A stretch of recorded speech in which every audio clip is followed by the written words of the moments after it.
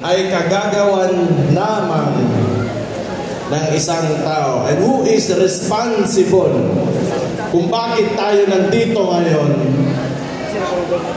nagsasama-sama at gusto mag-express ng mga sentiments natin. Sinabi ko yan, simula pa lang, wala sanang ganito kung maayos lang yung presidente natin.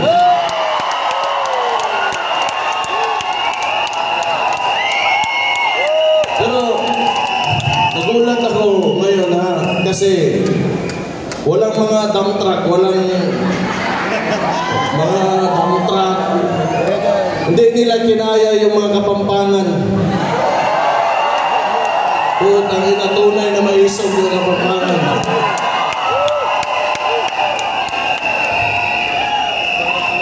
Pumunta kaming Dumaguete, bigla na may mga dump truck.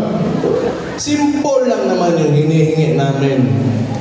Hindi naman siguro lahat ng tao o may tao sa bundong ito na tama lahat ng ginagawa. Yung gusto lang natin is the right to express ourselves. At yun na lang yung hinihingi natin, ayaw pa. Baka ang sunod yan, hindi na tayo pwedeng huminga. Ano bang problema talaga ng... It's a very confusing administration, actually, sa totoo lang. Hindi ko maintindihan yung mga kilos o mga ginagawa. Parang ako mayor ako ng Davao. Ako si Sebastian Duterte, yung mga hindi ako kilala. Ako yung mayor ng Davao. Ngayon,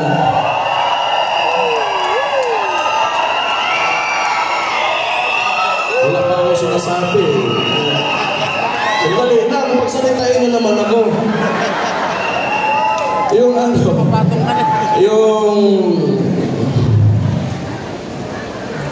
kaya ganito ako, local executive ako. Siyempre, alam ko yung concerns ng mga barangay namin, yung mga communities. Ang problema, dahil siguro, kasi nagsasalita nga ako, not really against, but I'm just pointing out, tinuturo ko lang naman yung yung mga kailangan ayusin. Kung tingin nyo against ako, hindi wala akong pakialam. If you take it, negatively, wala akong pakialam. Pero hindi pwede na hindi tayo magsalita.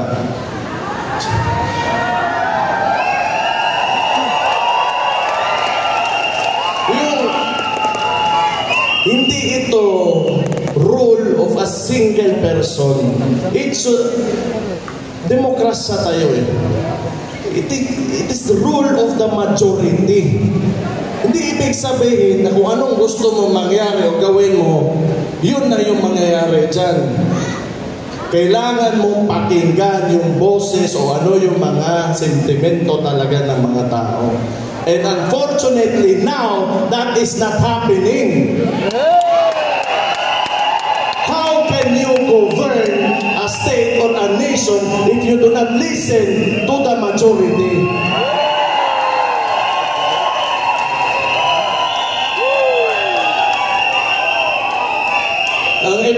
Ang style nito, ewan ko lang, pero teorya ko lang. Palagay ko, siguro, ang iniisip nila, kasi matagal to nag-upo yung pamilya nila 20 years. More or less 20 years yan. Yung tatay niya, nagkaroon tayo ng authoritarian regime. Siguro, may gusto talaga to na maibalik yun. Kasi sa ginagawa na ngayon, hawak nila lahat. Ito, mainstream media, wala na yan. Wala na yan. Lahat ng formula na ginagawa nila before, they are attempting to do it now. Noon, siguro, 1970s, magagawa mo yan. Walang social media. And mga tao, medyo, hindi, mahirap yung connectivity. O ngayon, sinusubukan na naman nila ulit. Ang gusto niyan, monarkiya. Yung nagsimula talaga yan, yung hagbang ng maisog, pagkatapos ng people's initiative nila. Gusto nila ng charter change so that they can perpetuate their position hanggang sa kung kailan nila, hanggang sa mamatay na lang tayo lahat. Ayaw nang bumaba.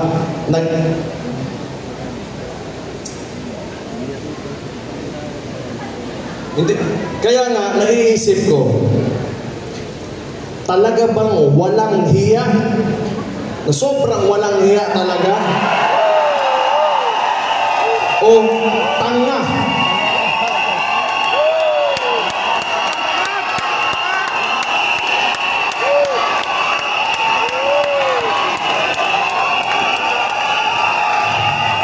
Kung gusto nila na sila lang, sabihin na natin, marami naman paraan yan. Kung gusto nilang ayaw bumaba o gusto nila sa kanila pa rin yung susunod na maging presidente, kanilang manok. O di, magtrabaho ka. Bakit mo utuin yung mga tao, papipirmahin mo, tapos magbibigay ka ng ayuda na may mukha nyo pa? Utang nyo na ninyo.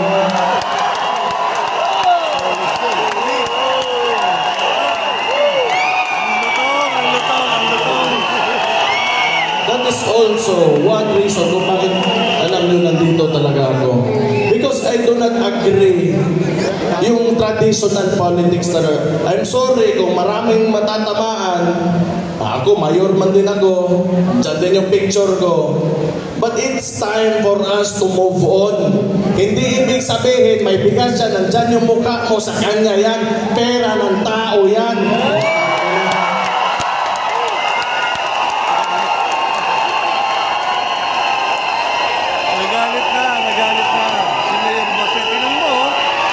Alam nyo, pag lagi tayong nandito sa cycle na yan, yung mga practices talaga ng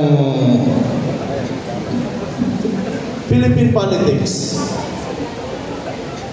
pa-picture-picture, kada may magbigay ng pera sa mga kailangan, may picture talaga nakaabot, ipopost, kunwari sa kanya yung pera na yun, hindi naman talaga. Huwag na kayong maniwala sa ganon. Kailangan, we have to go beyond that.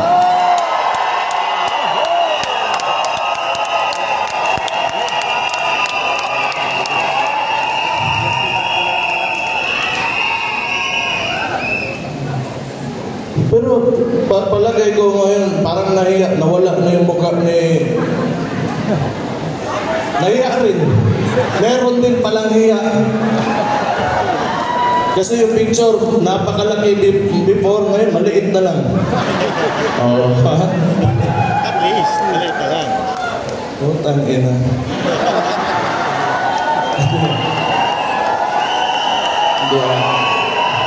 Excuse me for my bibig ko. Ano lang yung expression na yan? It's a frustration actually. That's why. Dapat ito lang talaga, balik ako sa People's Initiative. Utuin mo yung mga tao. Kasi yung takbo pa ng...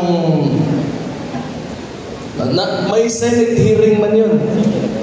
Senator Amy Marcos was there. Nakita talaga, may findings talaga na nangyari yun. Na niloloko nila yung mga tao. Sa dami mong problema and you know the opportunity that you have being the head of state, the president, you know, like a couple of people who are in the highest places in government, positions in government, ang dami mong pwedeng ayusin, but your unang-una mong priority is magpatagal lang ng... Wala pa ka magpakita ka naman ng kahit may ginawa ka lang. talaga. Tingin nila, yung buhay ng Pilipino, ganun lang kadali. Na parang monarkiya talaga. Gusto ko, today, I will become the king. And this lady will become the queen. And all of, nasa lahat ng baba namin, kontrolado namin. Sira ulo, butang.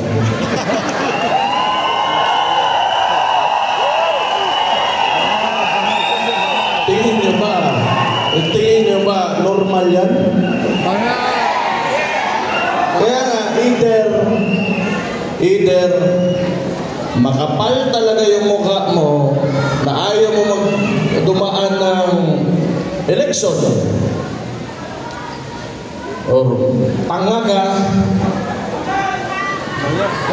Hindi ako nagsabi nun.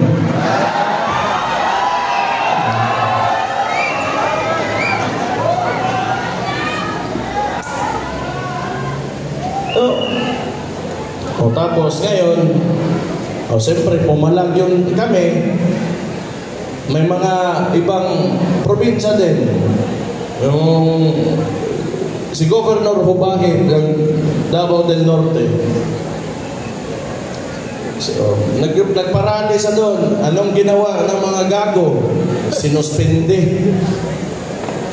Actually, I'm really surprised kung bakit hindi pa ako suspended ngayon.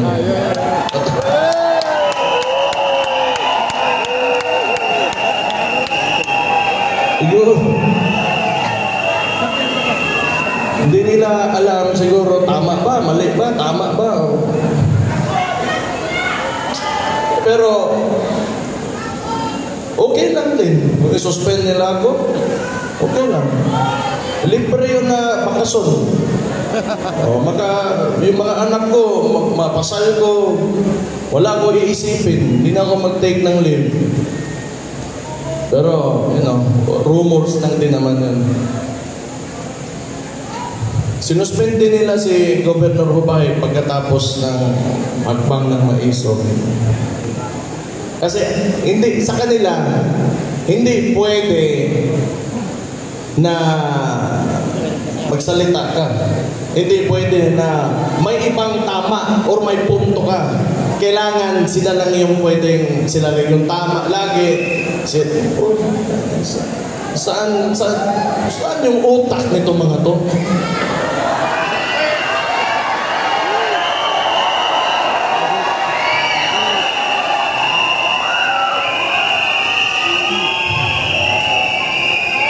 Pumunta kami ng Bulacan. Ang hakbang ng Maisog, nag-attend sa Bulacan. Hindi natuloy. Ang dami nilang exhibition. Gamit pa yung mga tao sa gobyerno. Sa Dumaguete, it was the same thing.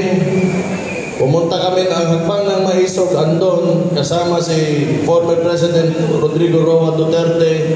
Nilagyan nila ng mga truck yung part kung saan dapat yung demonstration. So, bakit ganun ba kasupot talaga yung mga galawan ng mga to? Hindi na lang pwedeng hayaan na lang. Maglaro lang kayo ng patas. Sumatotal, wala man talagang masasaiyo ang lahat nitong mundong ito. Walang ganon. Walang ganon. Kahit kung sabihin mo, napakagaling mo, may isa talaga, dalawang tao dyan na will disagree with you. And hindi pumapasok sa utak nila. Kaya nga, hindi ko sobrang extreme yung thought process ng mga tao na ito. Pagkatapos Dumaguete, so kailangan naming lumabas, lumipat, yung mga tao naglakad papunta sa ibang part kung saan tinuloy yung demonstration. So pahihirapan katalaga nito nila. Pagkatapos naman, yung malala sa Tacloban, ginawa nila, naglagay pa rin ng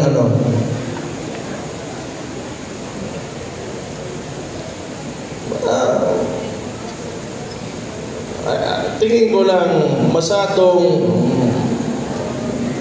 may insecurity itong administration na ito. Kasi kung if you are really confident with what you are doing, ano yung trabaho mo at sa mga ginagawa mo, maayos ka naman. So, bakit mo pipigilan yung mga ganitong klaseng activities? Wala naman, ito hard lang. Nagsasalita lang naman, and it is our constitutional right to express ourselves. Siguro may ano yan. Ewan ko lang, hindi ko lang talaga alam. Kasi hindi rin naman talaga itong si BBM, yung klase ng presidente na he will address, like current issues. Yung napansin ko lang, pinipili niya lang. And it's, a lot of this, itong nangyari dito, alam ko yan ay mayor ako. Isipin na lang natin, nasa isang barangay, may nangyayari na ganito. Then it will be my responsibility and part of my job. Kung tatanungin ko, what is the problem? Paano natin ayusin yung problema na yan? Paano natin para matapos na lahat at mapayapa tayo ang lahat? Pero wala ako makitang attempt talaga from this administration na gawin yun. Although, pagkatapos ito, marami na naman yung mangyari sa Davao. Katulad nung, ito talaga. Ako, mayor ako. Ayaw ko yung mga tao sa Davao, bangag. Ayaw ko ng drugs, di ba? Ayaw ko ng mga tao doon kumakain na sabo. Ano dyan. So, wala naman talagang sinabi ko, I declaring war on drugs. This city is against drugs. Anong ginawa nila? Nirelieve nila 36 ka polis. Wala naman ako inutusan. Tanga talaga.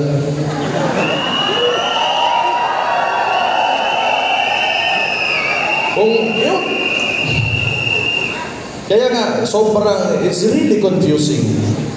Hindi naman masama yung intention ko na siguro masama kung involved ka in illegal drugs. But, for the people na ayaw nila na kumain ng sabo yung anak nila, yung kapatid nila, ayaw nila mag-shrink yung utak. Bakit? Why is it an issue for them? Itong DILG. Bakit ang dami yung maniobra para pakialam nyo ba kung yan yung platform ng Davao City? Ayaw namin talaga ng droga.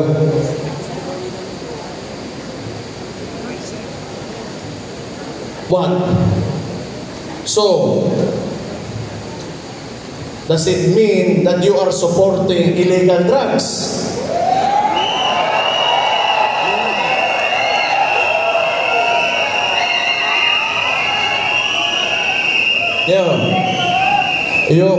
The declaration on war on drugs is because I am concerned of the welfare of the Davaoenos. Tapos gusto nilang barahin isira ulo.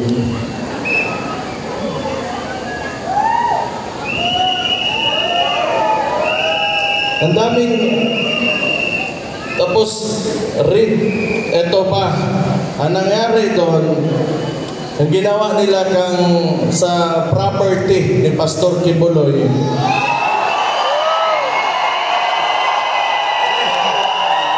This is a very recent one.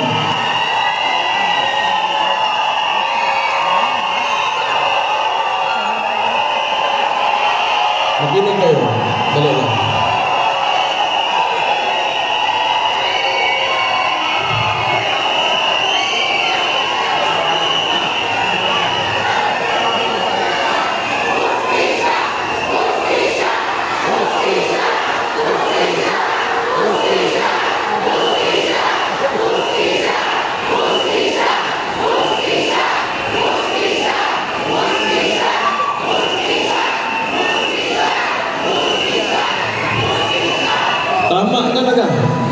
ang wala talaga sa Pilipinas, hustisya.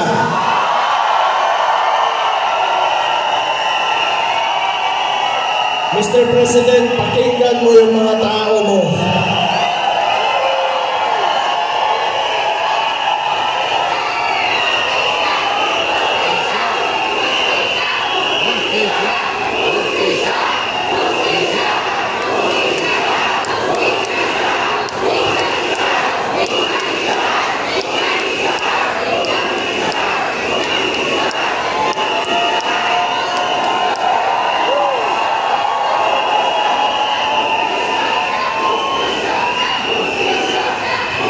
Yan. Oh, kaninong kagagawan to? Huwag niyo sabihin yung regional director. Oh, huwag niyo sabihin ako. Huwag niyo sabihin yung Chief PNP. Tatlong rehiyon ng mga police andon just to apprehend one person. Excessive show of force talaga. What? Are you trying to intimidate us? Mahiya naman kayo, putang ina nyo. Ang mga tao ang naglagay sa inyo dyan.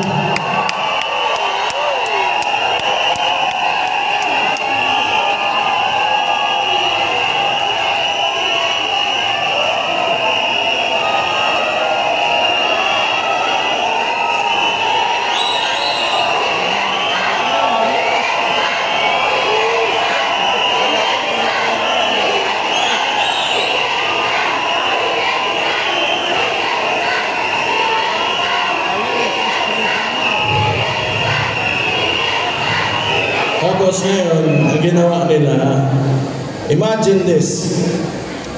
Pagkatapos ng mangyari yun, hindi siguro nila nakuha yung gusto nila, nirelieve nila yung mga polis na sila rin naman nag-utos.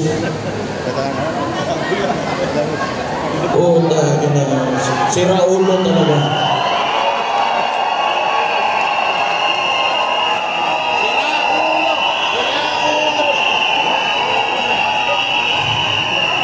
Kinontradict lang nila yung kagagawa nila. Kinokontradict lang talaga nila sarili nila. Kasi papalabas nila, wala naman talaga itong ginagawa, itong administration na to. Alam nyo saan magaling to? PR lang. Lagi na kasi hawak nyo na mainstream media. Lagi gusto nilang utukin yung sarili nila na everything is alright and walang problema. Yan lang talaga. Oh, sige.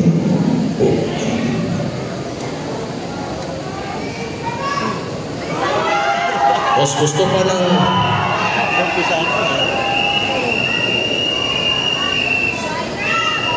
Ngayon, gusto pa ng gulo. Ayan, with China. Pwede ka naman, you can approach, the best way to approach, especially pag territorial conflict is through diplomacy talaga yan. Sino ba naman gusto nga makipagpatayan ka dyan? Nagsalita na ngayon dito kanina. Andito yun, di ba? Yung fisherman natin na galing na sa kanya sa sarili nilang press conference at sinabi sa mukha nila talaga na noon nakakapagpangisda pa sila doon, ngayon mas nahihirapan sila. Huwag niyo sabihin bayad yun.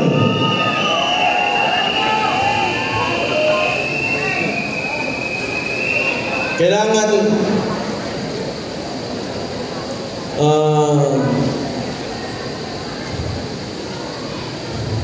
may naalala lang ako. Buti pa kayo, mga ordinaryong Pilipino, mga Kapampangan at saka yung mga dumayo dito. Hindi kayo takot.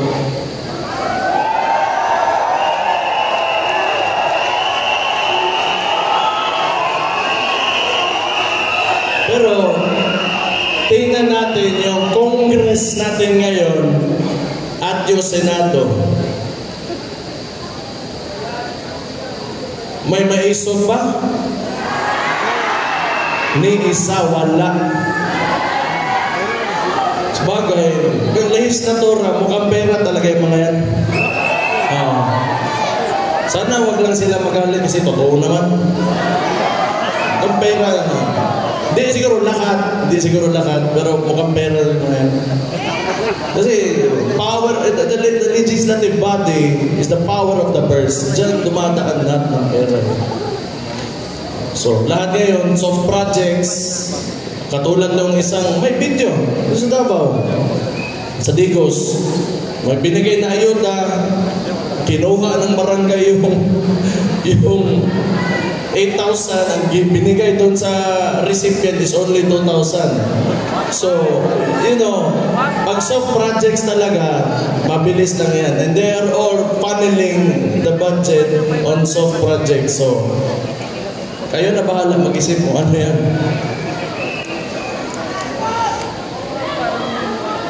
Ikaw, Bongo. Kumpare ta ka. Pero kung alam ko lang pala na magkakaganito, yung mga tao, yung nagboto kami, mga Nabawenyo, nagboto kami sa Imuhabog. Kung alam ko lang na ganito lang pala yung gagawin mo, sana hindi na lang.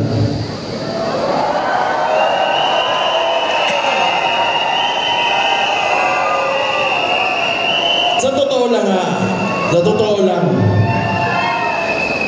Ako, yung iniidolo ko talaga ng senador, si Miriam Defensor Santiago, dalhin ko lang. Puriya hisgot lang kasi wala na yung tao, pero iniidolo ko talaga. Yun talaga yung hero ko. Pero unfortunately for us, mas napabilib pa ako nitong si Risa Contiveros kaysa ni Bong. Kasi ever since talaga, nasa previous administration, kalaban yan hanggang ngayon consistent yan at di talaga natatakot yan. Pero, you know, maglalagay tayo ng mga you have time pare, Bong, na kahit you have time to redeem yourselves. Ihatag niya, ipakita sa MOA that you will stand by the Filipino people. Show your love, yung pagmamahal mo sa bansa na mas umaapaw pa kaysa sa pagmamahal mo sa sarili mo. Kasi hirap na yung mga tao ngayon.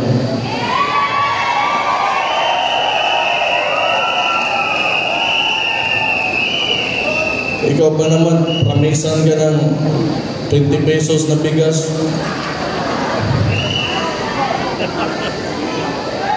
Typical na ano talaga, textbook na scam.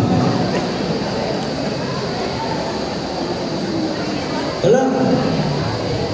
Ano talaga, pangloloko lang talaga nakikita. Abuse of authority, lahat ng pinapakita ng administrasyon na to is not a good example, you know, for our current leaders and our future leaders. Kung yan yung pinapakita na ugali, kultura, and you know, ways of handling government, then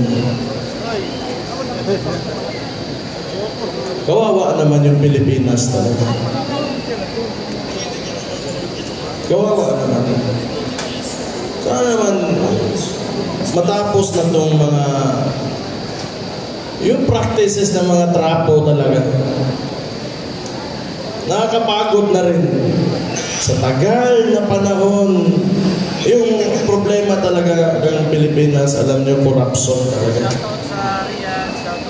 Corruption talaga. Magandang gawin, naiisip ko, ibalik mo yung death penalty, Kasama mo yung corruption, plunder, bribery. Tingnan natin kung may tatakbo ba dyan sa Congress at Senado na yan.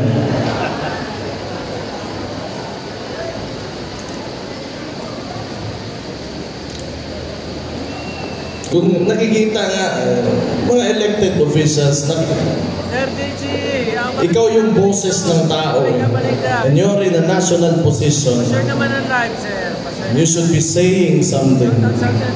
Especially when it's very clear, kitang-kita na ng lahat, you know, the atrocities of what the administration is doing. And you should say something.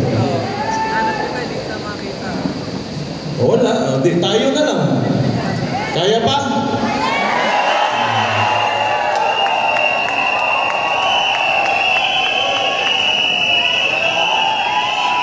Pero alam nyo, hindi ako naniniwala na hindi kaya talaga ng Pilipino. Kailangan lang talaga may faith lang kayo, may paniniwala lang kayo na maiangat talaga natin yung bansa natin. Kasi kung hindi, wala sana tayo ngayon dito. Kasi mas gusto pa natin na mas maganda pa talagang kinabukasan para sa atin at sa bawat Pilipino. And thank you for being with me tonight dito sa Pampanga, sa Ambang ng Maiso.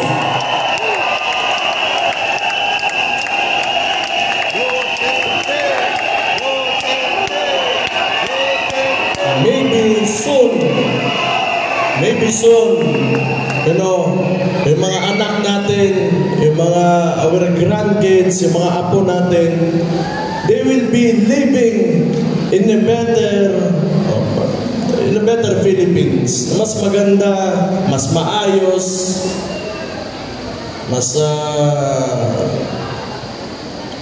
mas paligaya na Pilipinas. So, salamat for being with us sa Akwang ng Maiso. Ituloy nyo lang. We share the same sentiments. Gusto natin ng maayos na kinabukasan at may seguridad para sa mga susunod sa atin. The future generation. Yun talaga yung mahalaga. Someday, hindi na nila pagdaanan pa yung mga dinadaanan natin yan. We should give them, you know, better problems than what we have now. And I think that is the ultimate goal and our ultimate responsibility as parents and as elders sa bansang ito. So, kailangan sama-sama talaga tayo, united tayo with one cause na at isang paniniwala na makakamit natin mas maliwanag at mas progresibo, magandang Pilipinas pagdating ng panahon.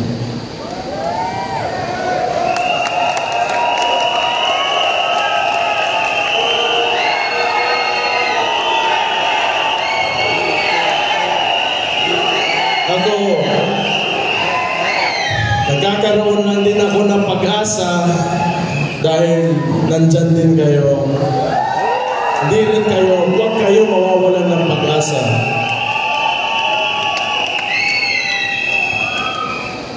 Okay na yun?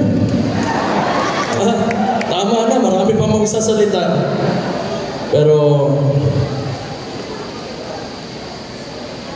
you fight for your country.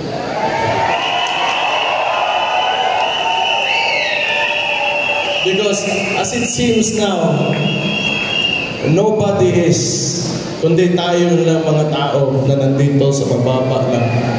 So we will fight for that. And no one, sa nakikita ko sa politika ng Pilipinas ngayon, takot lahat, kayo lang yung Maiso. Magandang gabi sa inyong lahat at mabuhay kayo lahat. Thank you and God bless you.